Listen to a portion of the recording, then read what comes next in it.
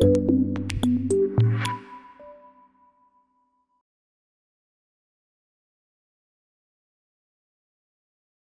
evening, thank you for coming.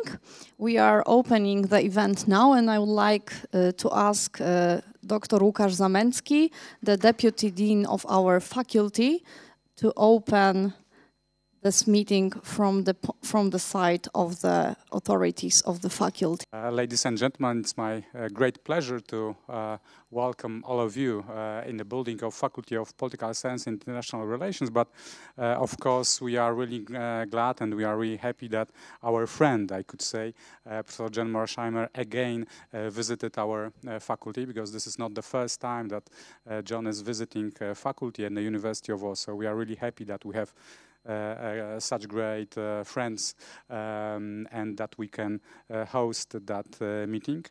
Now I would like to ask Mr. Jan Sadkiewicz from Universitas to say a couple of words from his side. Good afternoon. I would like to extend a warm welcome on behalf of the Universitas Publishing House. Thank you all for being here for the lecture and the Q&A that I expect to be a great intellectual adventure. I especially welcome and thank Professor John Mearsheimer for honoring the premiere of the Polish edition of the book with his presence and his lecture. Many thanks to the Faculty of Political Science and International Studies of the University of Warsaw for hosting today's event. I would also like to thank our patrons, Nowa Konfederacja and Historia do Rzeczy. Last but not least, I owe gratitude to the Polish Ministry of Culture, which contributed to the translation and publication of the book. The book, which is the reason we all gathered here today, lays out a theory of great power politics. Poland is not a great power, so it is especially important for us to understand how great powers tend to think and how great powers tend to act in international politics.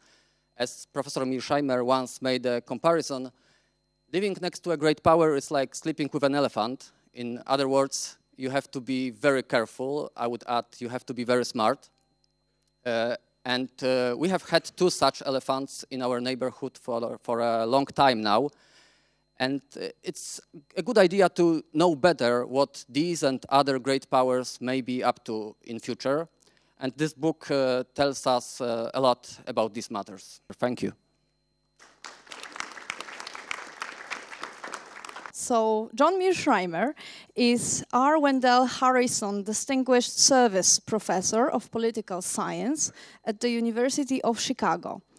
He for sure is the most important scholar representing offensive realism in IR. And furthermore, actually, he's one of the founders of offensive realism in contemporary IR.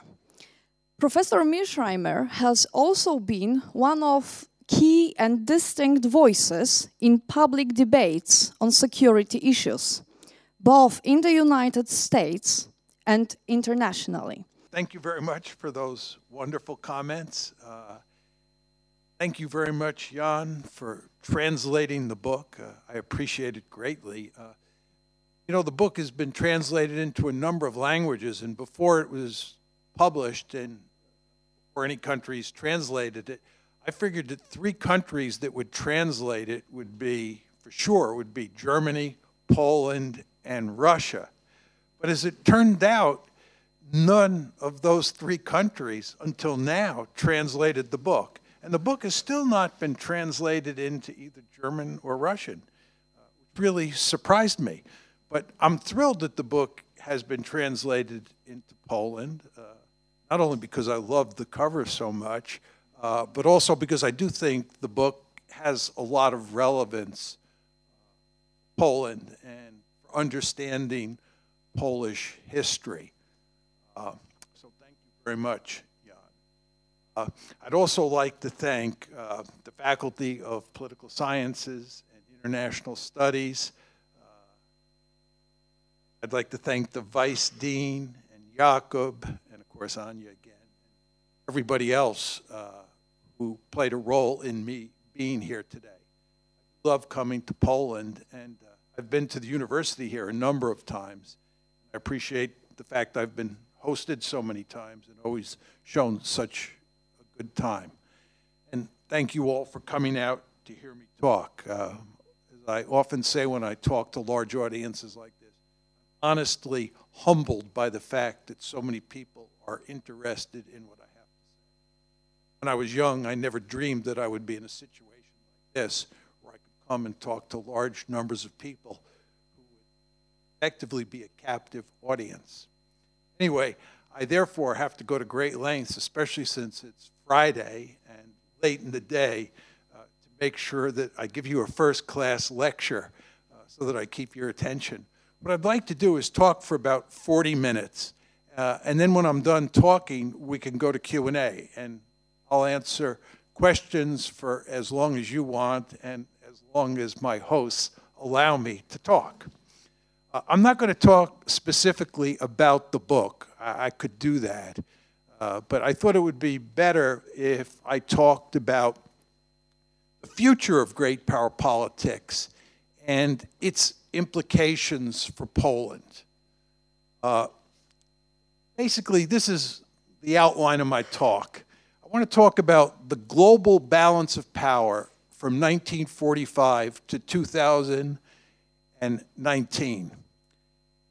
Then I want to talk about the global balance of power moving forward. Obviously, that's from the period 2020 to 2050. Then I want to talk about what are the principal goals of great powers. Talk about the emerging U.S.-China competition and what the implications of China's rise are for Europe and for Poland. And my basic argument in capsule form is that the defining event in international politics for the rest of the century, in all likelihood, will be the U.S.-China competition. I think if you want to understand the implications of this for Europe and for Poland, you want to hear what I have to say here today. Because I think the U.S.-China competition matters enormously for you. Okay, global balance of power from 1945 to 2019. When you talk about the balance of power in the world, the global distribution of power, there are two things that you want to ask yourself. Number one, how many great powers there are in the system. Number two, how is power distributed among those great powers? Those are the two sort of $64,000 questions you want to ask. You'd have, obviously, either bipolarity, multipolarity, or unipolarity. And then, with regard to how powerful each great power is, you can have rough equality or a dominant great power. Obviously, the Cold War, which many of us in the room remember very well, lasted from 45 to 89, was a bipolar world. There were two gorillas on the planet. Those gorillas were the Soviet Union and the United States. 1989, the Cold War ended. In December 1991, the Soviet Union went down the toilet bowl, and we were clearly in a unipolar world. And you've all heard the phrase unipolar moment. I would date unipolarity from 1990 to 2016. Today, we're in a multipolar world. Almost everybody agrees with this. There are now three great powers on the planet: the United States, China, and Russia. China is now considered a great power because of its economic rise. It's gotten to the point where it has enough economic might to build the military might to qualify as a great power. And in the Russian case, most people believe that with the coming of Vladimir Putin at the end of the 1990s, he in effect resurrected Russian power, and Russia now is a great power. Think about what's happened over time. We went from bipolarity to unipolarity to multipolarity. This is of tremendous importance, in my opinion, for understanding how the world works. you always want to pay very careful attention to what the global distribution of power looks like and how many great powers there are and how much power each one of those has. For a small country like Poland, this is of enormous importance. All of you understand that going from bipolarity to unipolarity was probably the most wonderful thing that ever happened to Poland in its long history. Well, you want to understand unipolarity is in the rear view mirror, and we are now moving into a multipolar world. It's a fundamentally different world that we're moving into. A lot of people like to think that the world has changed because Donald Trump is in the White House. That's not true. The world is changing because the glacis plates are moving. We're moving from unipolarity to multipolarity, and this is going to have huge consequences all over the planet. Now, let's talk a little bit about the distribution of power in the emerging multipolarity. There's no question that today, the United States of America, also known as Uncle Sam, also known as Uncle Sugar, is by far the most powerful state on the planet. The second most powerful state on the planet is China. Russia is the third most powerful country on the planet. Russia does not have a lot of military power. I mean, I know it has a lot of nuclear weapons. It does not have a lot of conventional military power. It's number 3. The $64,000 question, as we say in the United States, is what is the balance of power going to look like among those 3 countries over time? And this is a question that matters greatly for Poland and more generally for Europe. And of course, it matters for the United States and China and Russia. Again, focus on great powers. What you want to always think about is what's the size of the population and what does it look like when you assess how much wealth they have. This is really the key variable. The reason that Poland can never be a great power is you don't have enough people. The reason that China was not a great power during the Cold War and is now a great power is not because it didn't have enough people. It had a lot of people back then, and it has a lot of people now. What it did not have back then, and it has now, is wealth. And when you see a country that has a lot of people and a lot of wealth, that's a great power. The reason the United States is so scared of China is they got a lot of people, and they're getting wealthier and wealthier. Those are the 2 key variables you want to focus on. United States, we are going to remain a remarkably powerful country. There are 2 reasons for that, having to do with population size and wealth. We have a population now of about 329 million people, and we're expected to have about 379 million people in 2050. The United States is an immigrant culture, and because it's an immigrant culture, it's always going to do well demographically. With regard to our economy, we have always had and will continue to have a dynamic and powerful economy. So we are in excellent shape in terms of population size and in terms of our economy. Russia. Russia is a declining great power. You want to keep in mind, and I know this is an argument that's very difficult to sell in Poland, but Russia is not a very powerful great power now, and it's going to get weaker over time. It is certainly going to get weaker over time relative to the United States. The United States is going to open the power gap between it and Russia. Why? First of all, it has significant demographic problems. They're not making babies in large numbers in Russia. And furthermore, Russia is not an immigrant culture. Don't make babies in large numbers and your population declines, your power invariably declines. Furthermore, it has significant economic problems. Talk more about that in a second. And it's not a threat to dominate either Asia or Europe. Again, I know that argument that it's not a threat to dominate Europe is a hard argument to sell here in Poland, but I believe it is not a threat to dominate either one of those areas. There's not going to be a greater Russia. Here's Russia's population figures, 146 million people today. It'll be around 136 million in the year 2050. With regard to the Russian economy, they spend too much money on the military and not enough money refurbishing their economy. In many ways, Russia is a giant gas station. Selling oil and gas is not a good way to become increasingly wealthy over time. If you go to Russia and you talk to many people in the Russian elite, they will tell you that Russia should not be arms racing with the United States or with the West more generally, and what the Russians should be doing is spending those precious resources to refurbish their economy and to modernize their economy. They're not doing that.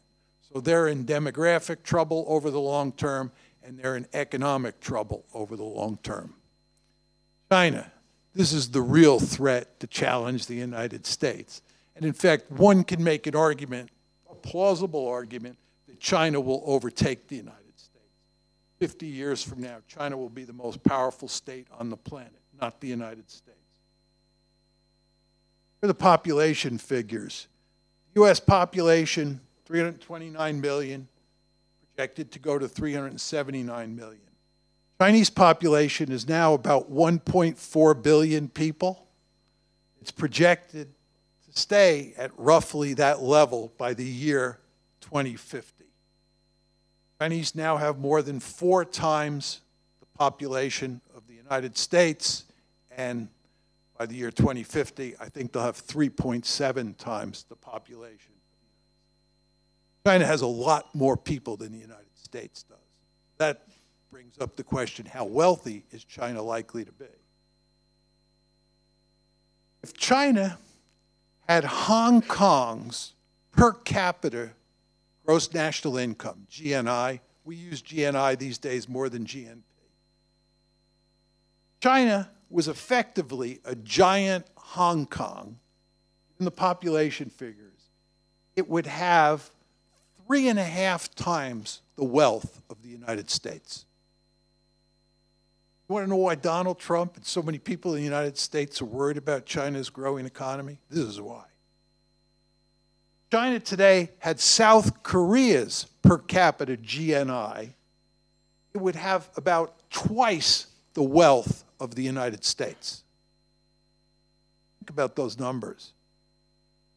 Puts it into context. During the Cold War, the United States and the Soviet Union, here we are, the United States and the Soviet Union, we had roughly the same size population, the United States and the Soviet Union. And in terms of wealth, the Soviet Union had at most, at its peak, 1/3 the wealth of the United States. Think about that. Same size population, and the United States was probably about 3 times as wealthy as the Soviet Union. At its peak, the Soviet Union at its peak. We're talking about a China in 2050 that will have about 3.7 times as many people. And if it turns into a giant South Korea, it will have 2 times as much wealth. Furthermore, the United States will be taking on the Chinese 6,000 miles from the California coast. It will be in their backyard in East Asia or the Western Pacific. You can see what's going on here. You can see why the United States is now interested in slowing down Chinese economic growth, and I hope you all understand that that's exactly what the Trump administration is doing. I don't believe if you get a Democratic president in the White House changing that situation. I was in China in October for 17 days, gave many talks, talked to many people. I found hardly anybody who thinks that the United States is going to change its basic policy of slowing down Chinese economic growth, especially technologies. All right, let's talk about the principal goals of great powers to get a better handle on the U.S.-China situation. Which regions of the world matter to great powers? This is one of those questions you automatically want to ask yourself. When you look at Russia, you look at China, you look at the United States, back in the old days when you look at Germany, you just want to ask yourself this question: which regions of the world matter? First, and most obviously, your own neighborhood matters. In the United States, we take it for granted that the Western Hemisphere matters to us so much. Hardly anybody talks about that. But the fact is, the Western Hemisphere is by far the most important region of the world for the United States. Why? Because it's our backyard. Then the other regions that matter are the ones with great powers. And you also have to ask whether there are any regions with critical resources like oil. So here are the regions that matter to the United States. When we teach grand strategy to students in the United States, this template is always front and center. For the United States, the most important area of the world is the Western Hemisphere. And the other two areas of the world that we have historically cared greatly about are, one, Europe, and two, Northeast Asia. Why did we care about those two areas? Because that's where the other great powers were. Whether it's Imperial Germany, France, Britain, Nazi Germany, the Soviet Union, Russia, they were all in Europe. And we cared about Asia because that's where Japan and Russia or the Soviet Union were located. Not China, because it wasn't a great power. Europe and Northeast Asia mattered. And of course, the third area that matters to us, historically, is the Persian Gulf. Why? Because that's where the oil is. And oil is the one resource that the great powers really care about. So the three areas of the world outside of the Western Hemisphere we cared about were one, Europe, two, Northeast Asia, and three, the Gulf. What are the principal goals of great powers? I just laid out for you this whole discussion about regions, right? And what I want to do now is I want to talk about what are the principal goals in terms of those regions. No state can be a global hegemon. You cannot dominate the entire globe. It's too big and there's too much water. What you do if you're a great power is you try to achieve regional hegemony. You try to dominate your region of the world, and then you go to great lengths to prevent the other great powers from becoming hegemons in their region of the world. So again, what I'm saying to you is great powers have two goals. One, to dominate your region of the world, and number two, to make sure no other great power dominates its region of the world. Here's the United States. This is our grand strategy. The U.S. has been a regional hegemon in the Western Hemisphere since roughly 1900. Very important to understand that when the United States got its independence in 1783, it was comprised of 13 measly colonies, small little colonies strung out along the Atlantic seaboard, along the Atlantic Ocean. The founding fathers and their successors marched across North America, stole land from the Native Americans, murdered large numbers of Native Americans, then stole what is the southwest of the United States from Mexico. We invaded Canada in 1812 for the purpose of making Canada part of the United States. And we would have turned all of those countries in the Caribbean, like Haiti and Cuba, into part of the United States were it not for the slavery issue. We had an enormous appetite for conquering territory. Why? Because we were in the process of turning the United States into a regional hegemon.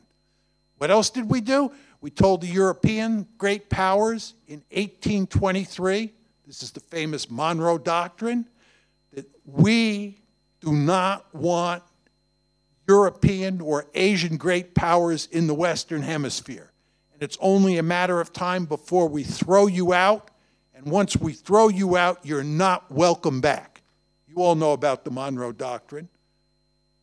European great powers, Asian great powers are not allowed to put military forces in the Western Hemisphere, and they're not allowed to form military alliances with countries in the Western Hemisphere. We do not allow that. And we went to great lengths to create hegemony in the Western Hemisphere. Succeeded by 1900. As I told you, great powers have a second goal, and that's to make sure that no other country establishes hegemony in Europe or in Asia, or what we used to call in the Cold War, Eurasia. 20th century, the United States played a key role in putting 4 countries on the scrap heap of history: Imperial Germany, Nazi Germany, Soviet Union, and Imperial Japan. Many people like to think that the United States intervened in World War II for moral reasons. That is simply not true. We intervened against Nazi Germany to prevent it from dominating Europe. We intervened against Imperial Japan to prevent it from dominating Asia. The reason we contested the Soviet Union was not for moral reasons, it was for strategic reasons.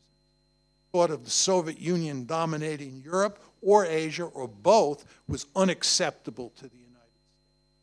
The United States' principal goal over time has again been to dominate the Western Hemisphere and make sure that we don't have what we call in the United States a peer competitor, another regional hegemon. That basically describes what American foreign policy has been over time. So, here's China. It's rising. You want to ask yourself 2 questions. What are the Chinese likely to do with all that power they're accumulating? And number 2, what do you think Uncle Sam is going to do? Well, not surprisingly, John's argument is that China will attempt to become a regional hegemon. They're going to try to dominate Asia the way the United States dominates the Western Hemisphere. They'd be crazy not to. I've said on many occasions, including when I'm in China, if I was playing your hand, I'd try to dominate Asia. I'd try to make sure I'm the most powerful country in Asia, number 1. And number 2, I'd go to great lengths to push the United States out of Asia. We have a Monroe Doctrine. Why do you think they won't want to have a Monroe Doctrine? As my mother taught me when I was a little boy, what's good for the goose is good for the gander.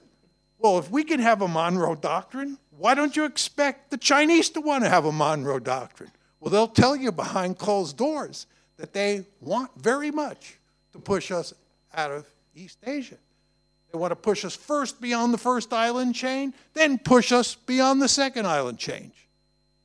They're going to imitate the United States.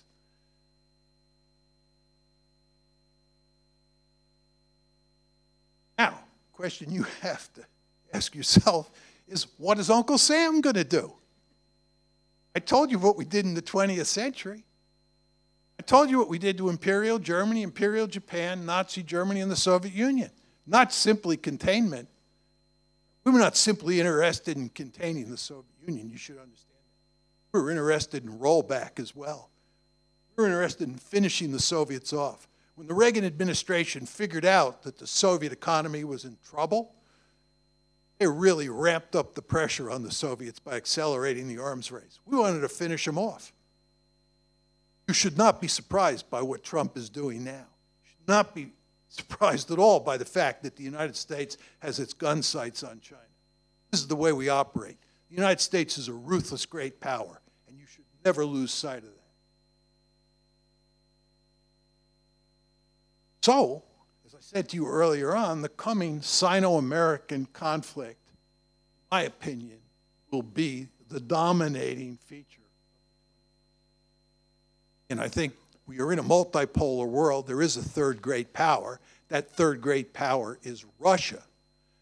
Thankfully, for Poland's sake, Russia's just not. 2 countries that really matter are. Okay, what are the implications of China's rise and this U.S.-Soviet competition that I'm describing to you for Europe and for Poland? This is the question you want to ask yourself. Two big gorillas out there, the United States and China, and they're going to be barking at each other, and they may even end up fighting each other. What does this mean for Europe? What does this mean in particular for Poland? First, talk about grand strategy.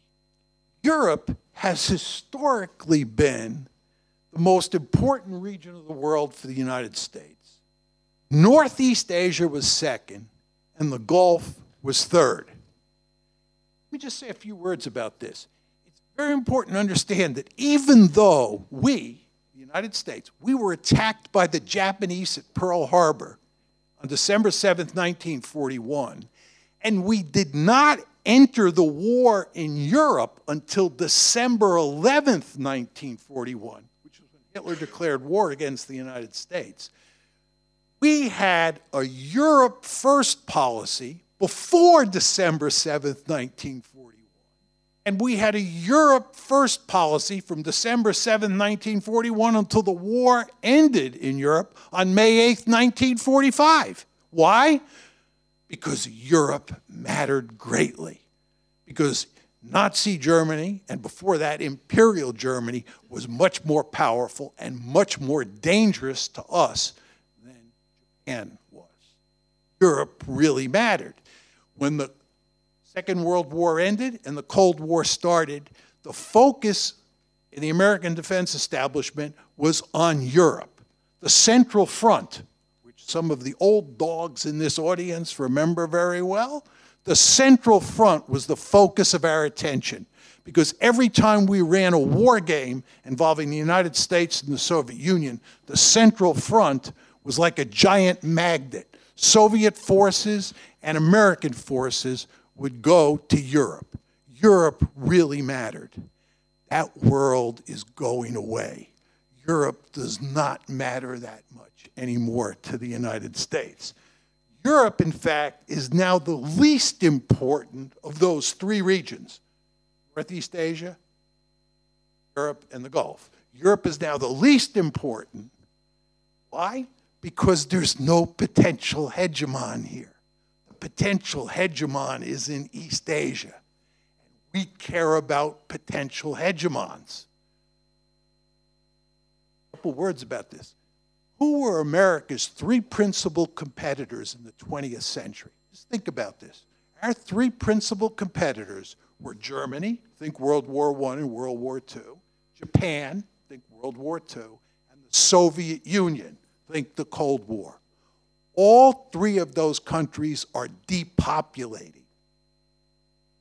They are no longer going to be a threat to the United States in any meaningful way, because none of them are likely to be. There is one potential on the horizon, and that is China. I showed you the numbers. Given all those people, given a per capita GNP that looks anything like South Korea, God help us, Hong Kong, the United States is going to focus laser-like on it. That means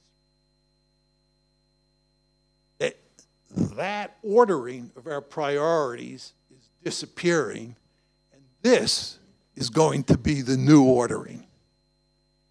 Now, I want to make one quick point about this. If you look at the old ordering, see it's Northeast Asia. Here, it's East Asia. Okay? The reason it was Northeast Asia and not East Asia is China's not a great power. So Southeast Asia doesn't matter. Once China's a great power, East Asia matters. When I was a young boy, I was in the American military.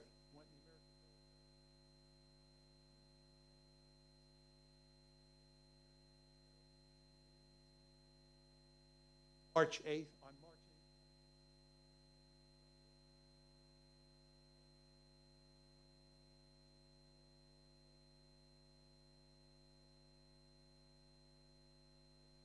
8th. Oh, sorry, thank you. God. said to Anya before, I feel like Elvis Presley up here. Sorry, thank you for waving. But anyway, opposition to the Vietnam War argued that Vietnam was not of strategic significance to the United States. The opposition to the Vietnam War argued that Southeast Asia didn't matter to the United States. It was Northeast Asia that mattered. So in that worldview, the Korean War made sense for the United States because Korea's in Northeast Asia. It's sandwiched between Japan, Russia, or the Soviet Union then, and China. But Southeast Asia didn't matter. Just want to understand that now we're talking East Asia, and that's because China is a key player. East Asia, Persian Gulf, and Europe. Now you're probably saying to yourself, why does the Gulf matter? I'll tell you why the Gulf matters. This is why the Gulf is number 2. The Gulf accounts for roughly 30% of the world's oil supplies. And roughly 55% of the world's oil reserves are in the Gulf. And this matters greatly for the international economy. And for this reason alone, the United States and other countries care greatly about who controls that oil. Here's why the Persian Gulf matters to China. 25% of China's oil consumption comes out of the Gulf. 25%. And that number is expected to go up to more than 50% by the year 2035. Some of you probably know this. The Chinese are building a blue water navy. And the reason the Chinese are building a blue water navy is in large part because they want to project power into the Persian Gulf, and in large part because they want to protect their sea lines of communication between the Gulf and East Asia. You can rest assured that the Chinese are going to be deeply involved over time in the politics of the Persian Gulf or the politics of the Middle East. And as a result, the United States is going to be deeply involved. So that's the second area of the world that we're going to care about, Gulf, because it's inextricably bound up with the China threat. Now the question is, why is Europe number 3? As I said to you before, there's no potential hegemon here. The potential hegemon is in East Asia, and that potential hegemon is interested in the Gulf. It's not interested in Europe. Second, Europe and China are likely to have good relations, and Europe cannot help balance against China. Very important to understand. We're in the process now, and we're doing it in a ham-fisted way because President Trump quite inept at conducting American foreign policy. But we're in the process of putting together a balancing coalition against China, much like we had a balancing coalition against the Soviet Union during the Cold War. And the question you have to ask yourself is, who is in that balancing coalition? Countries like India, Vietnam, Japan, South Korea. Russia's a really big question here. We can talk about that in the Q&A. But the Europeans are not going to help us balance militarily. You don't have enough military power, and you certainly don't have the ability to project what military power you have. So you're not going to be of any help in containing China. The matter is on the economic front. And I actually think there are very powerful incentives for European countries to have good relations with China economically. And I think this is going to cause a lot of friction with the United States. Because again, the United States has its crosshairs on China in terms of Chinese economic growth. We want to slow down the Chinese. Europeans trade extensively with China, and especially if they trade dual-use technologies, this will anger. So if you sort of think about where Europe is today, right, there's no potential hegemon. And again, this is wonderful news for Poland. don't want Russia to be a potential hegemon. But the fact that there's no potential hegemon in Europe means that the United States doesn't care that much about Europe. There's much more about East Asia, my second point, and the Gulf.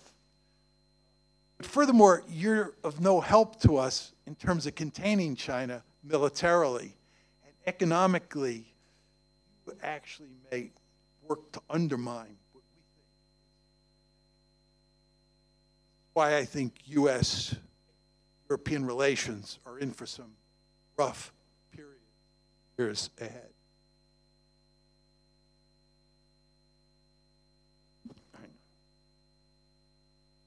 Implications for Europe and Poland, number two. There's a good chance the United States will exit Europe if China continues its impressive rise.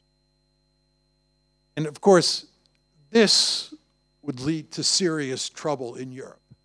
I'm a big believer that the principal reason that you have peace in Europe is because of the American military presence.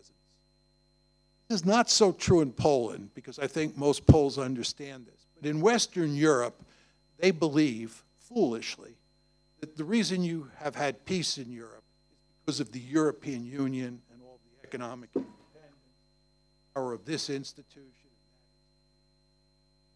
Ridiculous. The idea that the EU got the Nobel Prize is really disturbing. NATO should have gotten the Nobel Prize. The United States serves as a pacifier in Europe. The reason you have peace in Europe is because of the American military presence. I have never met a single European leader or pundit who wants the United States to pull out of Europe. And in fact, when you go to Denmark, you go to Romania, you come to Poland, everybody wants the Americans to stay. And the idea of the transatlantic relationship disintegrating scares the living daylights out of the vast majority of Europeans who I've talked to. And the reason is very simple. People understand deep down that keeping the American military in Europe is essential for maintaining peace in Europe. The problem is, one, priorities outside the Western Hemisphere. You are a distant third. And the question is, can the United States contain China and at the same time maintain American military forces in Europe, which is another way of saying, can we maintain NATO and at the same time contain China? Because my argument is, if China grows into a real behemoth, the United States is going to have to pivot completely to East Asia. And we'll take all our forces out of Europe. Therefore, my argument, my bottom line argument, is that Poland's best hope is that China does not continue its impressive rise. That Donald Trump's efforts to slow down China's rise is in your interest, because that almost guarantees that we will stay in Europe. That is very important for Europeans across the board, but it is especially important for Poland, given its history, that the U.S. stay in Europe and that NATO remain intact. And again, the best way to maximize the likelihood that that will be the outcome is to hope that China's economic growth slows down. Thank you, and I look forward to your questions.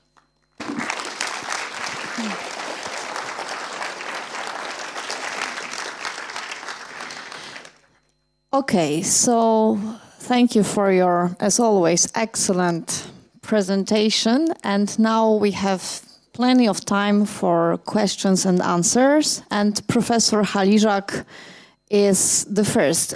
Are there people who will be bringing mics? No. Thank you. First, I'd like to stress some inconsistencies in your presentation, because you start with a claim that today's world is a multipolar, but then then you started to present us a data according to which we, in reality, we deal with a bipolar world, U.S.-China bipolar, given the level of power concentration and distribution here. And now we have a bipolar world, U.S.-China bipolar world. So the question is how this new bipolarism will look like. But I have a question. You said Europe cannot balance of China. That means that European Union will not be helpful for the United States to balance of China. My question is, what about Russia? Don't you think that Russia will be a good ally for the United States to balance China? And this is the problem which is very serious for Europe and the future of IR in Europe. It will be the reversal of diplomatic alliances from the Cold War, when China was a useful ally in the politics of balancing against the Soviet Union. Don't you think that Russia will be able to join the United States to balance of China? Thank you, Edward, for those excellent questions. And I think the two questions are related, and my answer will be show how they're related. His first point was there was an inconsistency in my presentation in that I said that it's a multipolar world that we're moving into, the United States, China, and Russia. But yet the story that I told you was all about China and the United States, which implies that it's a bipolar world. And he's exactly right. And I didn't talk about Russia in large part for time reasons. I had a series of slides that would have discussed Russia, but then I figured I would talk and talk and talk, and I didn't want to talk too much because I wanted questions. So I gave that impression as a result of trying to save time. But he's exactly right. And his second question brings the Russians in. So I'll tell you what I was going to say on my slides before I took them out. It's a fascinating question, what the Russians are going to do with regard to this U.S.-China competition. My argument for a long time was that the Russians have two choices. One is they can side with the Chinese, or they can side with the Americans. And I was in Russia probably about 5 years ago now, and I went out to dinner with these two young Russian scholars, basically Anya's age, and very, very smart guys. And I said to them, Russia has two alternative strategies that it can pursue: ally with the United States, ally with China. They said, you're wrong, John. There's a third alternative, which we think is the best alternative.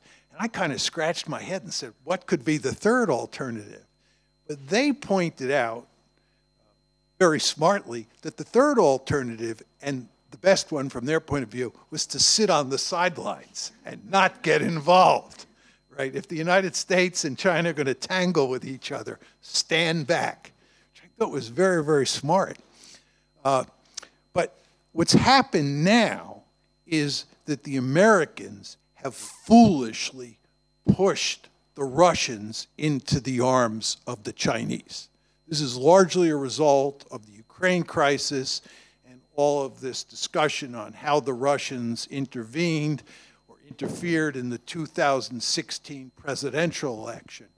So we now have this situation where the U.S. and Russia have terrible relations, and the Russians are forming close ties with the Chinese.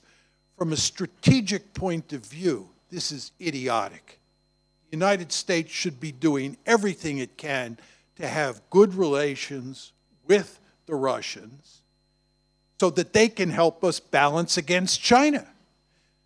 Take this a step further. If you talk to the Russians behind closed doors, the Russians will tell you they're much more nervous about China than they are the United States, which is not to say they're not disturbed by what the United States is doing today. But the Belt and Road Initiative and the movement of Chinese power into Central Asia scares the Russians greatly. And I therefore believe, this is a prediction, I believe that over time the Russians will switch sides, and I believe they'll be with us. I do not believe over time they'll be with China. My final point on this is I think this is good news. All of this is good news for Poland. As I said to you in my presentation, and I've said on numerous occasions in the past, Russia is not a great threat to Poland anymore. It just does not have the power, and over time, its gradient is downward. But I know most people don't believe that. But what you should be happy about is that if the Russians have to concentrate on China, they can't concentrate in any meaningful way on Eastern Europe. So the rise of China, right, the rise of China works to Europe's advantage, works to Poland's advantage, because it forces the Russians, much like it forces the United States, to focus mainly on the China threat. That would be my answer to that. So please identify yourself before the question. We only have 2 mics, so I'm asking for your cooperation. Hello, my name is Stanisław Zabanżała, and I would ask you 2 questions. The first one is, in your opinion, the conflict between United States and China will be more about hard or soft power in perspective of time? And the second one is, from perspective of this offensive realism, how important actions of various intelligence agencies like CIA or China's intelligence agencies are important in geopolitical way? How important or what? Actions of intelligence agencies like CIA and China's. Yeah, his first question, just to repeat it, and you tell me if I misrepresent your question. Your first question had to do with hard power versus soft power. And for those of you in the audience who are not terribly familiar with this distinction, hard power is military power, economic power, and soft power is diplomacy, and something that the United States has historically been very good at. And the question is, how much does hard power matter relative to soft power? And how good are both the Americans and the Chinese at soft power? Those are sort of the issues. I'm a realist, and I believe that what really matters is hard power. You want to have a lot of people, and you want to have a lot of wealth. Right? If I'm Poland, I want to have 4 times as many people as you now have, and I want to be really rich, because that's the best way to survive in the international system. Hard power is what really matters. And as a realist, I don't pay much attention to soft power. But I do believe that soft power matters. I believe the theory doesn't account for it, but it does matter. And I believe that historically the United States has benefited in important ways from the advantage that it has in soft power over adversaries like the Soviet Union or Nazi Germany. I think with regard to China, we will continue to have that advantage. I think the United States is still quite good at soft power, although the Trump administration cuts against that in all sorts of ways. But I think soft power is a dimension of international politics where the Chinese are not very good. They tend to be very heavy-handed and not very sophisticated in their diplomatic and ideological efforts around the world. So I think that in terms of soft power, we will have an advantage. But as a good realist, I don't care that much about soft power. I care somewhat. I care about material power. And as an American, my main concern is whether or not China will continue to grow economically. I can just make one quick aside on this. During the unipolar moment in the 90s and in the early 2000s, the United States actually went to great lengths to help China grow economically. We incorporated China, we allowed China to be incorporated into the World Trade Organization in the early 2000s, and we thought it was a wonderful thing that China was growing economically. I argued at the time this was the height of foolishness. The idea that you would go to great lengths to feed this potential beast made absolutely no sense at all. But the liberal hegemonists who ran the United States believed that if we got China hooked on capitalism and we made China really rich, integrated China into international institutions like the World Trade Organization, that China would eventually become a democracy and it would become a responsible stakeholder in the international system. This is Robert Zellick's famous terminology. China would become a responsible stakeholder. My view was, what if it doesn't become a responsible stakeholder and you've turned it into Godzilla? They told me that this was old think, that I was a relic of the 18th century. Well, they were wrong. China has not turned into a liberal democracy. The United States does not view it as a responsible stakeholder. And the United States now has to deal with the fact that China is so powerful. I think that material power, hard power, matters enormously. With regard to your question about the CIA and intelligence and so forth and so on, this actually has some bearing on this previous question you asked. I have never been a person who believed that intelligence mattered very much. I'm a person who believes that hard power is what really matters. What really matters to me is that Silicon Valley remain the dominant force in the development of sophisticated technology. I don't want China to have a Silicon Valley of its own. I don't want Russia to have a Silicon Valley of its own. Intelligence matters, but it matters on the margins. The Red Army beat the Wehrmacht in World War II, not because of intelligence. Intelligence here and there mattered. What really mattered was just good old-fashioned Machtpolitik. The fact is that the Red Army was bigger and ultimately superior to the Wehrmacht, and that's what determined the outcome. So I'm willing to pay attention to intelligence for sure. I'm not saying it's irrelevant. And the same thing is true with soft power. What I'm saying is that what really matters is hard power. And that is largely a function of your economy and your population size. My name is Tomasz Szmura. I'm Director of Research Office at Kazimierz Puławski Foundation. It's a Warsaw-based think tank and, first of all, alumni of this distinguished school. I've got two questions. My first question concerning a middle power policy as Japan or South Korea vis-a-vis China and balancing versus bandwagoning dilemma. During the Cold War, we almost whole Western Europe joined US-led coalition, counterbalancing coalition we called NATO.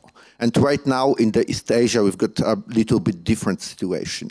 Probably Japan shared US assessment concerning Chinese threat, but it's not the case of the South Korea, for example. Yeah?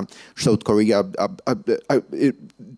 identify threats in a little bit different way. So how do you explain that some countries do not see China's major threats? Yeah, sure. Thanks for that question. I interpret your question to be one that says during the Cold War we created in Western Europe this alliance called NATO, which was a collective entity, which was very effective at dealing with the Soviet Union. But if you look at what's happening in East Asia today, you don't see any evidence of a NATO-like alliance forming. And South Korea and Japan have relations with the United States, and South Korea and Japan do not have good relations with each other. This is a very different situation. And how do you explain that, right? Just to go back to the Cold War, and just to build on this gentleman's point, it's important to understand that his description of what we had in Western Europe, which you all know about, which is the NATO alliance, was a collective military alliance. What the United States had in Northeast Asia was not an equivalent of NATO. We had separate alliances with South Korea and with Japan. And the question you want to ask yourself is, why is that the case? And the answer gets back to my talk. Asia was not the center of the universe for the United States when it came to containing the Soviet Union. The center of the universe for the United States when it came to containing the Soviet Union was Central Europe. It was the inter-German border. Therefore, because the main Soviet threat was in Europe, we were motivated to build a very powerful alliance in Western Europe, which we did. Because we did not see as serious a threat from the Soviets in East Asia, we did not build a NATO-like alliance in East Asia. Now, what's happening is that China is rising as a potential hegemon. I would predict that as it rises, the United States will create a NATO-like arrangement in East Asia. I'm going to make two further points on that, because this is a very important question. First of all, I think we should have already made major strides in that direction, and we have not done so because of the inept behavior of the Trump administration. The Trump administration, as Europeans and Asian allies know, the Trump administration tends to slap allies around and treat them as second-class citizens. So we have done remarkably little in Asia, in East Asia, under the Trump administration to build this alliance. Second thing is, it is geographically much harder to build an alliance in East Asia, a balancing coalition, an alliance against China, than it was against the Soviet Union and Europe.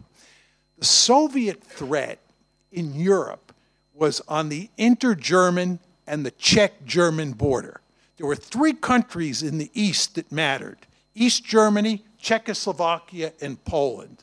And in the West, there was really one country that mattered: West Germany.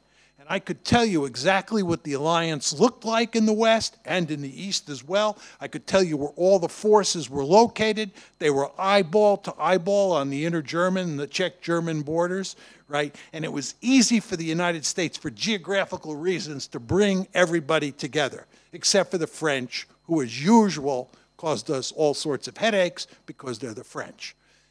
But we managed to have a very effective alliance. If you look at the geography, East Asia, or Asia more generally, and you start thinking about putting together a balancing coalition, India, Japan, Vietnam, South Korea, and if I'm right about the Russians, I mean, those countries are spread out all over Asia, and it's going to be difficult for the United States to put together a NATO-like balancing coalition.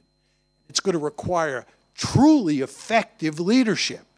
And my first point to you is that the Trump administration has demonstrated the opposite of truly effective. Let's imagine that the United States decision makers follow your advice, and once China becomes bigger and stronger, they drop taking care of security in Europe. And let's imagine that for whatever reasons, Russia invades the Baltics under Poland, and the NATO is not reacting. in a short amount of time, China is taking Hong Kong and Taiwan. I think that the United States simply cannot afford to resign from taking care of security in Europe, because United States' reputation in East China would be completely devastated in a short period of time. How it fits to your line of argument? Well, I think that if Russia invaded the Baltic states, which are members of NATO, or invaded Poland, which I don't think is going to happen, I think the United States would be compelled to defend those countries now, because the reputational effects of not defending those countries now would be devastating in East Asia.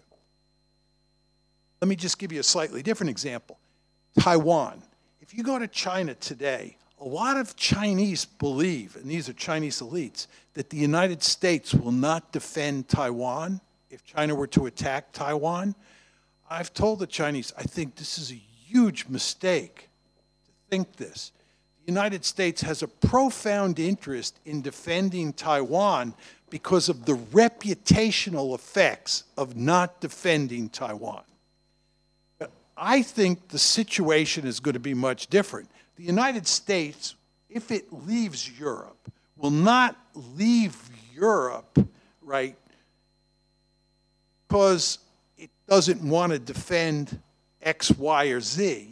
It'll leave Europe because it has to deal with China before there's a threat, in your hypothetical scenario, from Russia. And if we're out of Europe and Russia then attacks Poland or the Baltic states, and again, I don't think this is going to happen, but if it did happen, that's not our problem, because we're gone. Our credibility is not at stake. Our credibility is at stake if we're in Europe. But I was hypothesizing a situation where we would leave Europe, right? And if we were to leave Europe and try to contain China and there was trouble in East Europe, we would regret that, but we would not be worried about it. And if we were allied with the Russians in a balancing coalition against China, we would look the other way, as you surely understand. Piotr Kozioł. Professor, we are talking about the next 30 years. It's a long time in my view, and I believe that there is a chance for multipolar world. Shouldn't we think more about India in this respect? India has a faster population growth than China. It's bound to become at least wealthy in population, and it is sort of a democracy, and it's a good candidate, speaking English as an official language, to be an ally of the U.S., to be built up with a better chance of having built up China during the Nixon days. I often get this question. People say, aren't you leaving India out as a great power, if not now, in the near future? First of all, I think India is an important player, and I think India is going to definitely be part of the balancing coalition against the United States. For time reasons, I won't go into explaining why that's the case, but there's good reason that the United States and India have become good friends in recent years. We were not good friends during the Cold War, even though we were both democracies.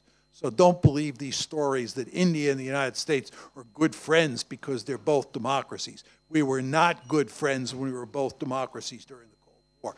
We're good friends now because we both fear the China threat. Now, the more important question is whether India will be a great power.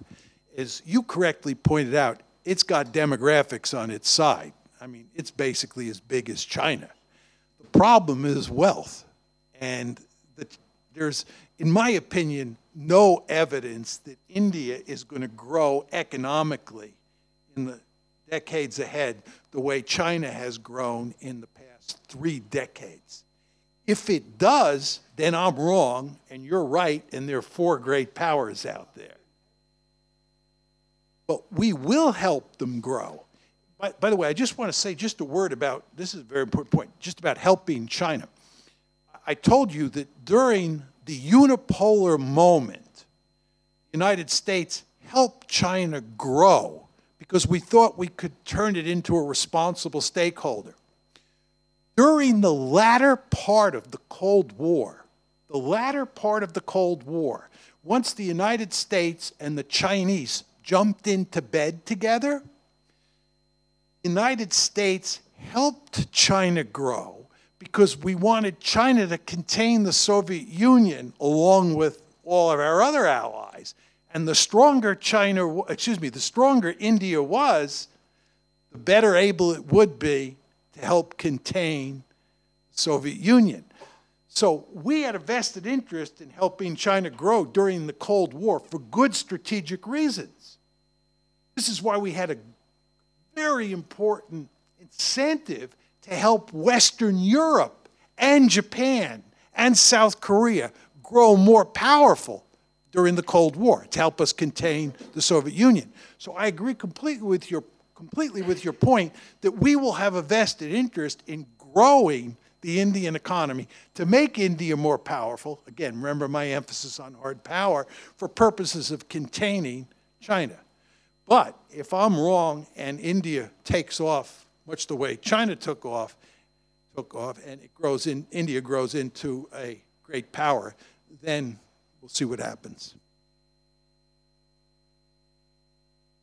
I have a kind of private question. Private question? Yes.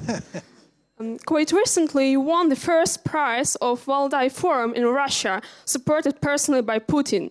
However, according to the competition, the condition that you have to spend this money on the further research.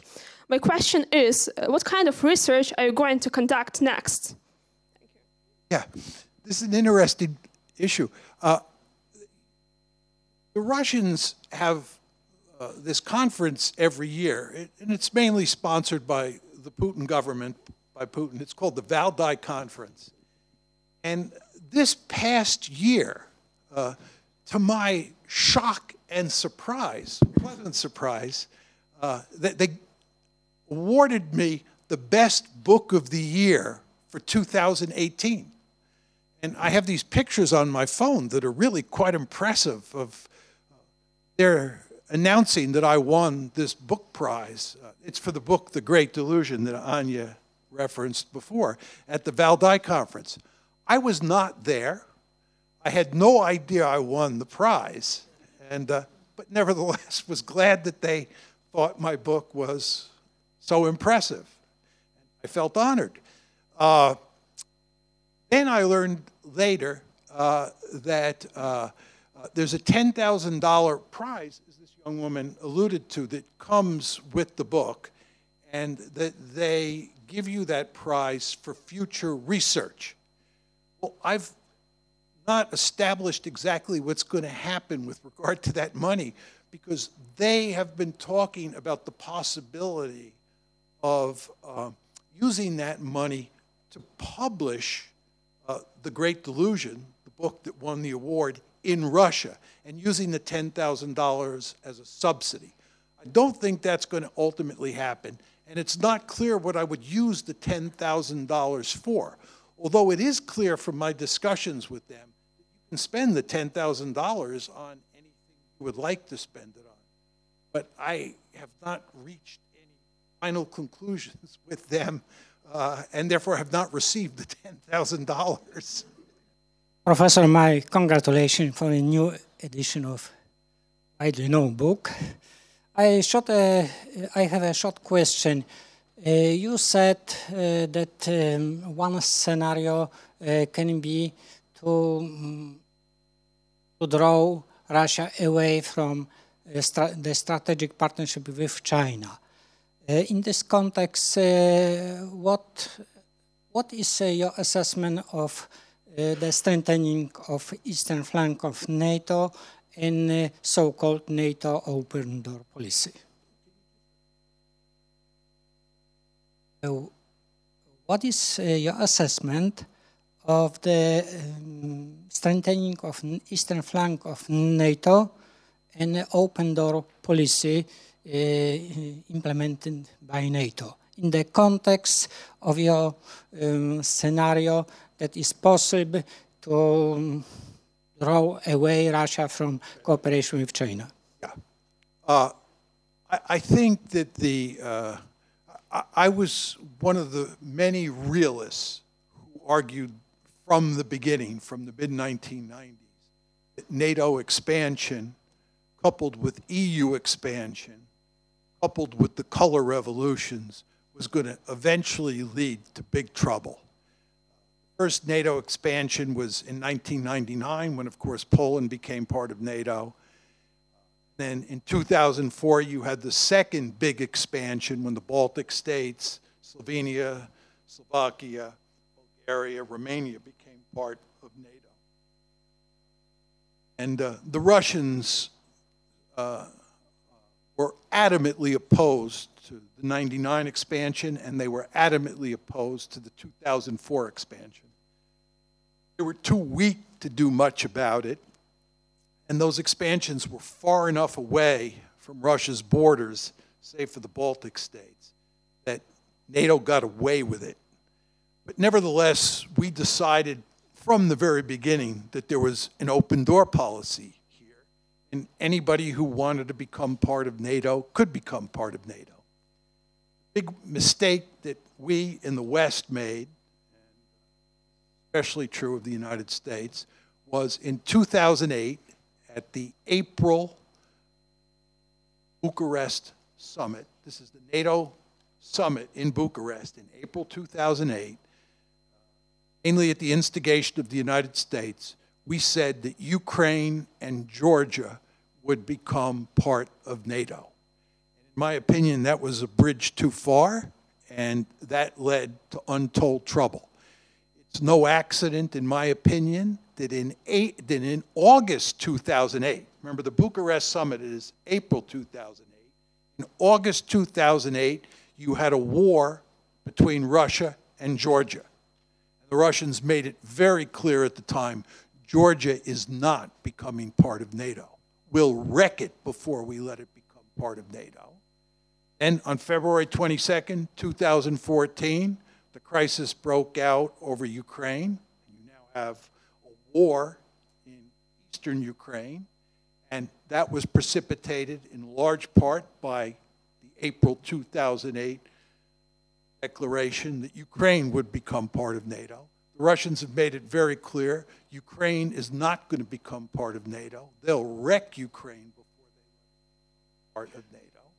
The West, especially the United States, has made it clear that we will not fight and die for Ukraine. Therefore, I think it's highly irresponsible on our part to tell Ukraine that it should provoke the Russians, of course guaranteed to do, and then we don't come and defend the Ukrainians. And by the way, we didn't defend the Georgians before that. Those areas are not strategically important. So I think in a very important way, the open door policy, which led to trying to bring Ukraine and Georgia into NATO, ended up doing both of those countries great harm. Furthermore, I think that as a result of the Ukraine crisis, not so much the Georgia crisis, but the Ukraine crisis, relations between the United States and Russia and the West more generally have been poisoned. And that has played a key role in driving the Russians into the arms of the Chinese. And I think from an American point of view, that is strategic foolishness of the first order. So I think that an open door policy on NATO expansion is guaranteed to cause big trouble in Eastern Europe. It's guaranteed to do significant damage to Ukraine and to... I think that people who encourage Ukraine these days to continue to work hard to become a part of NATO are doing great damage to Ukraine. I think from an American point of view, again, sense. I know this view is wildly unpopular in Poland, and it is wildly unpopular in the United States, and it is wildly unpopular in Western Europe. But nevertheless, I believe it. My name is Joseph, and I have a similar question to the India question. Do you consider that the European Union as a supranational organization will become a regional hegemon? Well, because it has sufficient numbers in terms of wealth and population. The wealth is the biggest in the world, and population the third or the fourth. In the early 1990s, there was talk that what was going to happen here is that you were eventually, through European integration, going to get a United States of Europe. I never believed this because I believe nationalism is the most powerful political ideology on the planet. And I could never imagine Poland giving up its sovereignty to be part of a United States of Europe, any more than I could imagine France or Britain doing that. But if it had happened, the United States would have gone to great lengths to, number one, prevent it from happening, and then two, we would have balanced against the United States of Europe. As Anya said in her description of my view of the world, she noted that John treats all states as black boxes. He doesn't care what the ideology is. This in the context of nationalism. Many Europeans would probably think if you had a United States of Europe, it would get along very well with the United States because they're both democracies. I do not believe that for 1 second. As I said to you before, we do not tolerate peer competitors, and the United States of Europe would be a peer competitor. I think that we would have moved in and gone to great lengths to prevent that from happening, although we didn't have to worry because of nationalism. Now, the problem that Europe faces on the world stage is that it can't act collectively in meaningful ways. You can't, even forget whether you have a United States of Europe, if you have a European Union, right? That European Union is not going to develop the military capability. Even if you pull together all the military force that each member has, it's not going to have the capability to throw its weight around on the world stage. This is why you need NATO. And why does NATO work and the EU doesn't work? One very simple reason: the United States of America. The United States is Godzilla. The United States provides security in Europe. The United States runs NATO. You all understand, when the Cold War ended, Soviets wanted us to remain in Europe and wanted NATO to remain intact. Very important to understand this. When the Cold War ended and the Soviets headed for the exits, and the Soviets decided to leave Eastern Europe, they wanted the United States to stay in Europe, and they wanted the United States to keep NATO intact. They did not want NATO expansion. That was the big mistake we made. What they wanted was the United States to stay in Europe because they understood that if the United States stayed in Europe, it could serve as the pacifier and keep Germany down. Remember, we used to say during the Cold War, NATO serves three purposes. One, to keep the Soviets out, keep the Americans in, and to keep the Germans down. Never want to underestimate how important that last mission was. We fought 2 world wars in the 20th century in Europe. One of them, first one, was against Imperial Germany, and the second one was against Nazi Germany. Germany was an incredibly powerful country. Incredibly powerful country.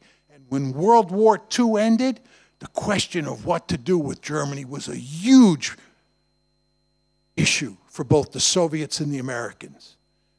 After World War I, right, we dealt with Germany in one particular way, and 20 years later, we're back in the soup, right? World War II ends, we're thinking long and hard about what to do this time. What to do with Germany really mattered. And what we did is we cut it in half. Actually, we got 2/3, they got 1/3. We occupied Germany for the Cold War, the entire Cold War. Well, the Cold War ends, the Soviets leave, and if the Americans leave, there's going to be no superpower in Europe.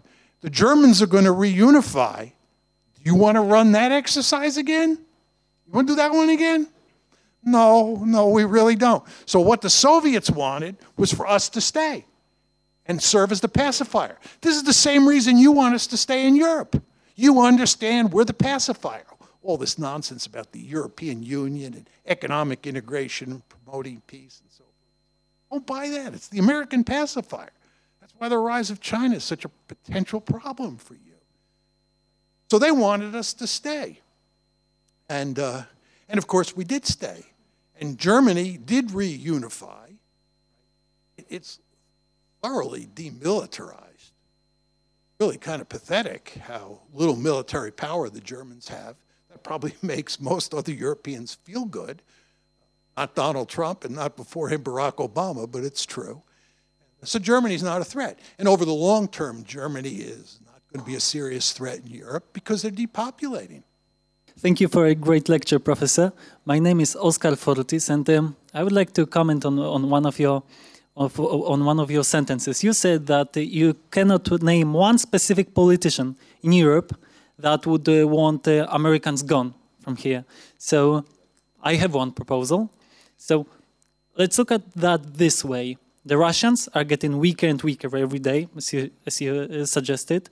The Britain is a fallen country right now. The Germany is militarily weak. And if the Americans pull out, isn't that the greatest opportunity in the universe to become the new Napoleon? I mean, Emmanuel Macron repeatedly suggested creating a European army under his supervision, under his leadership. And right now, there is a power struggle in the European Union between the Central European countries and Paris. Because right now, they cannot offer us much. But if you do withdraw, well, who else do we have to protect us? Maybe they are not that strong, but they still have something to offer. So I would suggest that maybe... They is France? Yeah. I mean, if the Americans are gone, who else? Thank you. Well, the point is, if the Americans are gone, there's nobody to protect you. That's the bad news. The good news is there is no potential hegemon in Europe. Today, Germany has probably about 20 million more people than France and Britain. Given present demographic trends, by the year 2050, Germany will have as many people as France and Britain, roughly speaking. Okay? Germany's depopulating, France and Britain are not. They're not growing that fast. So France doesn't, what I told you is you want to look at the number of people the country has, and you want to look at how much wealth they have. The French don't have enough people. I want to just tell you a quick story here.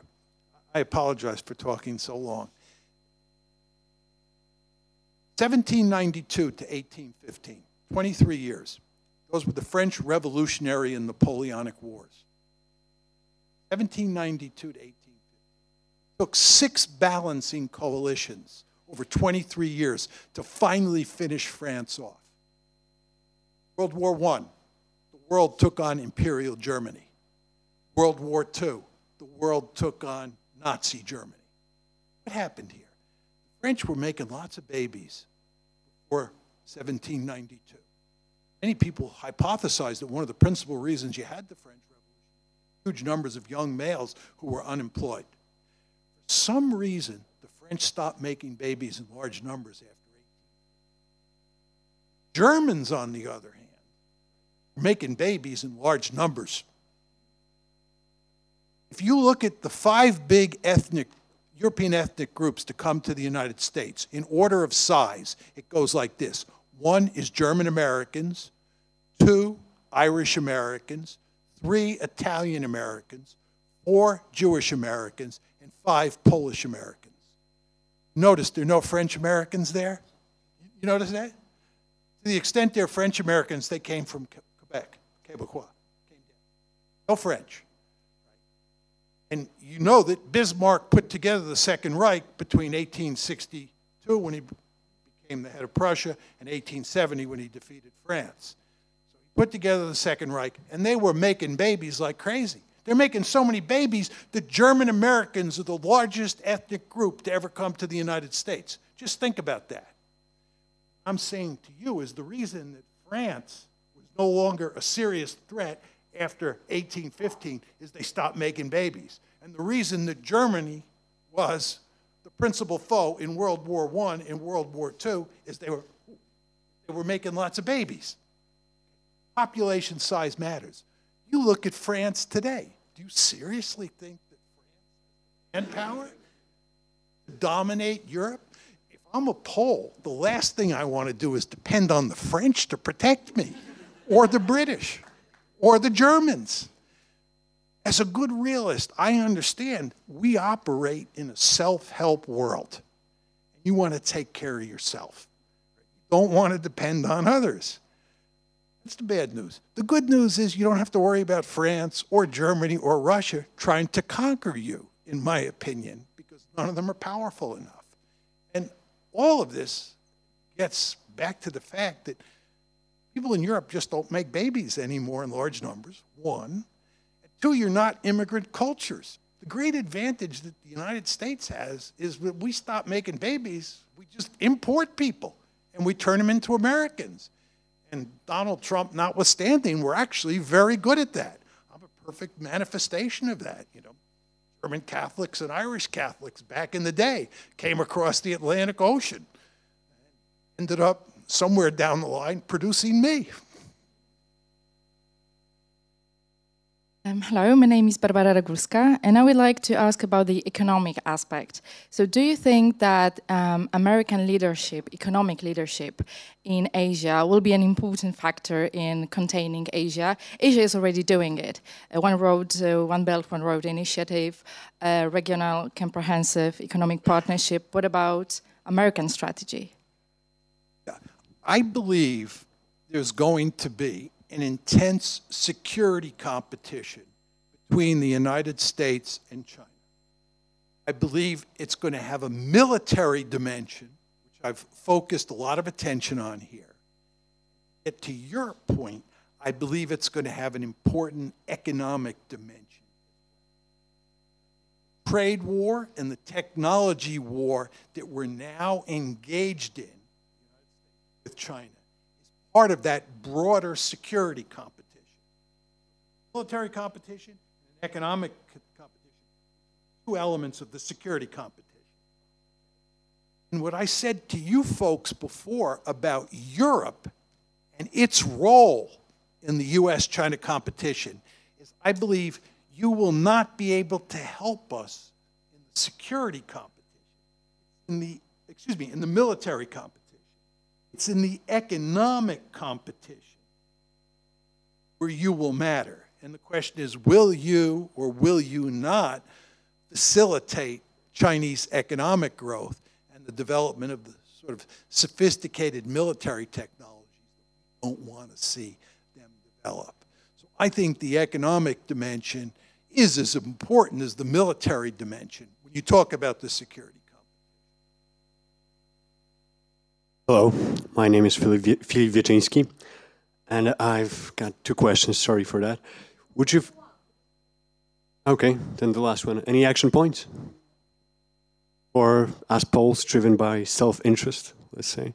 Where to put our attention towards? Again, should we make anything happen? I think from Poland's point of view, the principal goal should be to work to keep the United States in Europe and to keep NATO intact.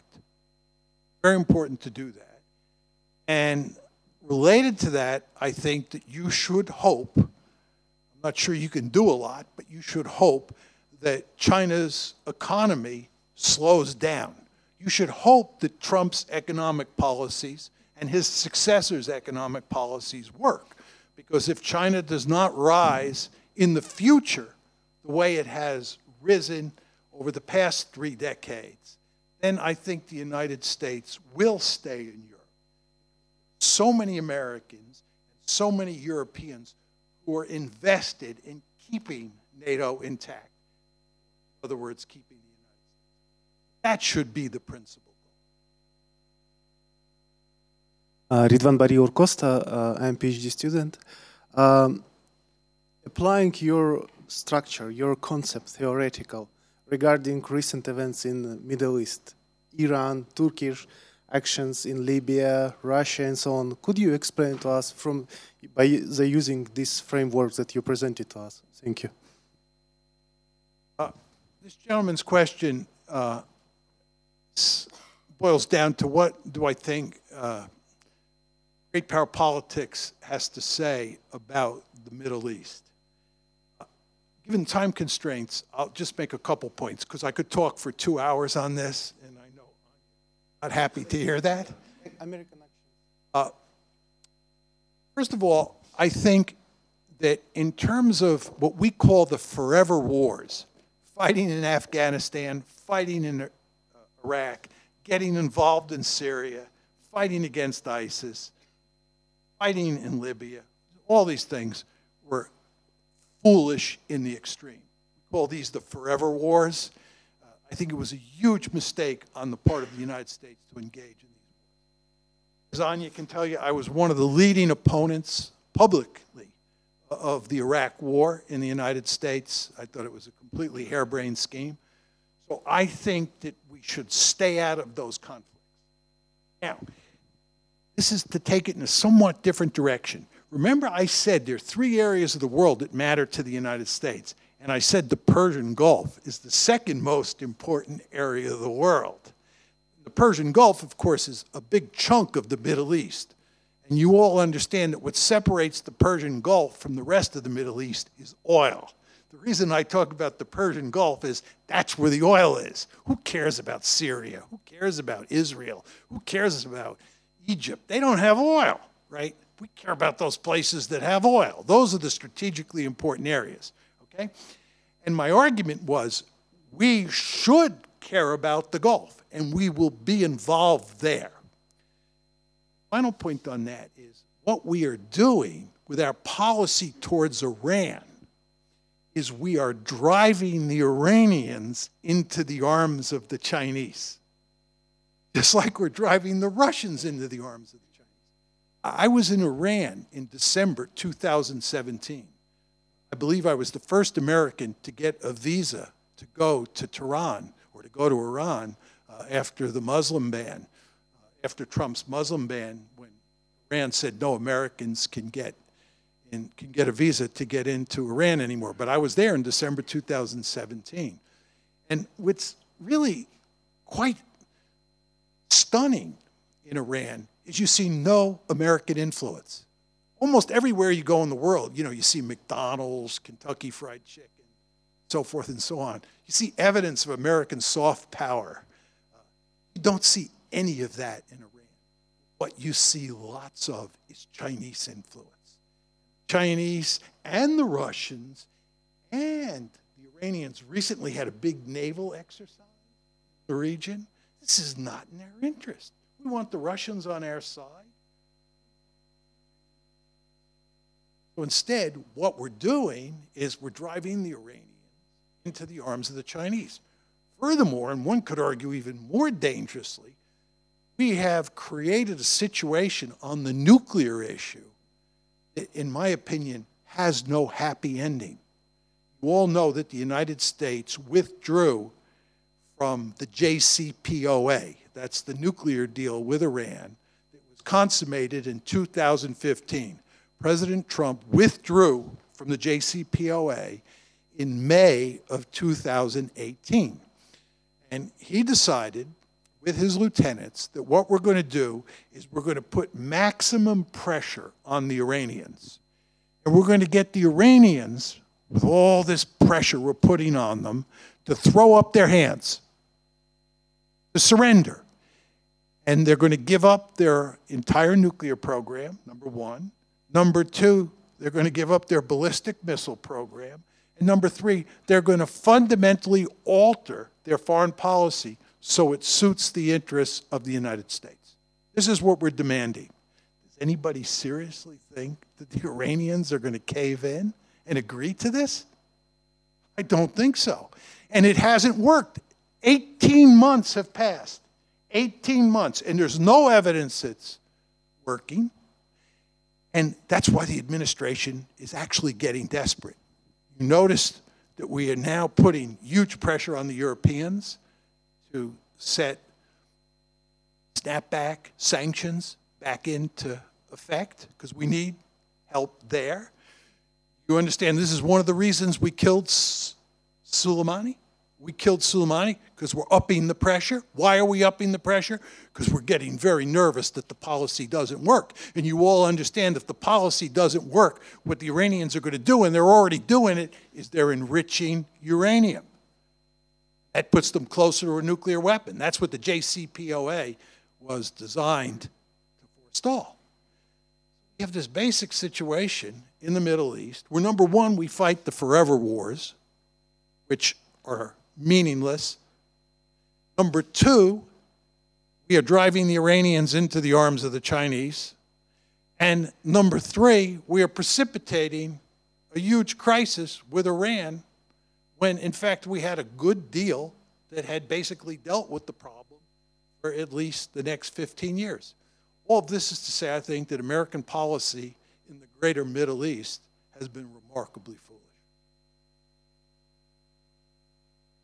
Okay, thank you. Thank you, John, for this fascinating lecture and now Q&A session. At the end, closing this meeting, I would like to share one more anecdote. So, you know, we tend to go to every year to ISA, International Studies Association conferences, where there are all stars of international relations. And what I noticed, even before I knew John, is that nobody is attracting so many people who want to take photos with or have their book signed or whatever. So it is, you know, it's not only in Warsaw, it's everywhere. So, for example, you go to Atlanta and all people are from the business and suddenly you have 100 people who want to take photo with John. And I think there is a reason in that. So he is really great as a lecturer, and it's a great performance. And I feel like in terms of energy, it's not Elvis Presley, it's rather Mick Jagger. Thank you.